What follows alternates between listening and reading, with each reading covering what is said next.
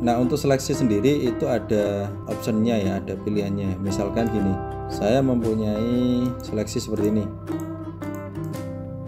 Nah, ini kan seleksi ya. Kemudian di bagian atas itu ada 3 pilihan. Yang pertama ada add to selection, ini digunakan untuk menambah seleksi. Jadi seperti ini. Jadi dia nambah. Karena secara default itu gini ya. Jadi ketika kita membuat seleksi lalu kita membuat seleksi baru, itu yang awal akan hilang. Nah, kalau misalkan pengen nambah maka gunakan yang add to selection. Misalkan seperti ini ya. Nah, jadi dia nambah. Ctrl D untuk menghilangkan seleksi. Kalau misalkan yang ini subtract from selection, itu artinya mengurangi. Kayak gini contohnya. Jadi mengurangi seleksi. Ya, ini misalnya saya hapus. Nah, ini hilang. Kemudian yang terakhir ada yang namanya intersect with selection. Ini digunakan untuk membuat seleksi dari pertemuan dua seleksi ini. Nah, gitu ya. Nah, baik. Sekarang kita akan coba untuk mempraktekkan teknik seleksi atau memisahkan gambar ini dari backgroundnya. Kemudian kita ubah menjadi background yang lain. Caranya sangat mudah, teman-teman. Jadi tinggal diklik satu kali di sini. Kita gunakan ini dulu ya, karena ini memang objek yang rapih permukaannya, maka kita bisa gunakan polygonal lasso tool. Nah, kita klik satu kali di sini, geser lagi, sini lagi.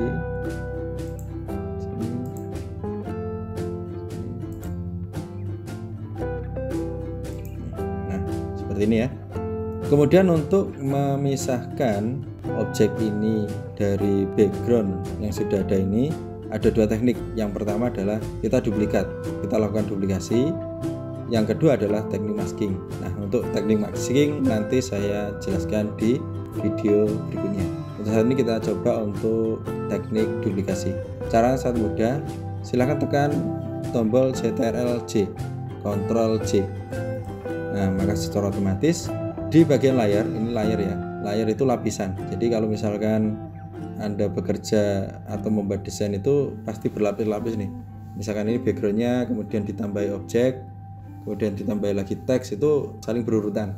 Jadi ditumpuk gitu ya. Jadi lapisan atau layer. Kalau Anda lihat di sini bagian layar itu ada tanda mata ini ya. Nah, tanda mata ini digunakan untuk menampilkan, kalau ada gambar mata ini menampilkan. Kalau kita klik satu kali digunakan untuk menonaktifkan atau menghide, bukan menghapus ya, tapi menghide. Coba kita klik satu kali ya, yang bagian bawah. Nah, kalau diperhatikan di sini gambar yang bawah itu nonaktif. Kalau saya klik lagi maka dia aktif lagi.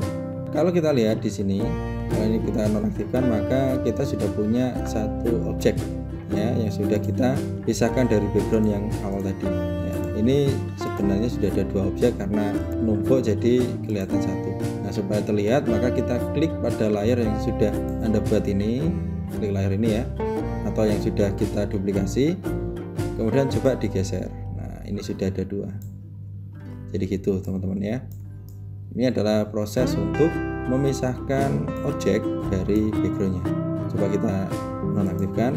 Misalkan kita mau mengganti background lain, caranya mudah. Kita pilih new layer di bagian sini, di bagian bawah itu ada create new layer, tombol create new layer. Ini digunakan untuk membuat lapisan atau layer baru. Contohnya seperti ini. Kemudian misalkan kita kasih warna ya, di sini ada gradient sama paint bucket. Kita pilih paint bucket. Mungkin habis ini saya akan jelaskan terkait dengan warna ya. Nah, kemudian kita pilih warna, misalkan di sini saya klik, ini ada foreground sama background ya. Foreground ini digunakan untuk memberikan warna yang depan. Kita klik satu kali, misalkan warna ini ya, tinggal klik aja. Nah, kalau Anda lihat di sini layar yang objek itu tertutup karena dia memang berada di bawah layar yang warna pink ini. Nah, supaya dia bisa di atasnya maka kita geser aja, tinggal diklik drag seperti ini. Nah, sampai dia di atas. Kalau sudah di atas maka dia akan terlihat. Seperti itu teman-teman ya cara kerjanya. Jadi kita pisahkan dengan seleksi, kemudian kita duplikasi, lalu kita buat background baru. Kita bisa melakukan pergantian posisi antar layar. Nah, saya kira itu untuk teknik sederhananya bagaimana menyeleksi objek dan memisahkan objek dari background tersebut. Di video berikutnya kita akan belajar bagaimana cara menyeleksi objek dengan teknik seleksi yang lebih mendalam, yaitu seleksi dengan pen tool. Kemudian kita lanjutkan juga bagaimana menyeleksi objek yang berserabut seperti ini atau ini, gitu ya. Sekian, semoga bermanfaat.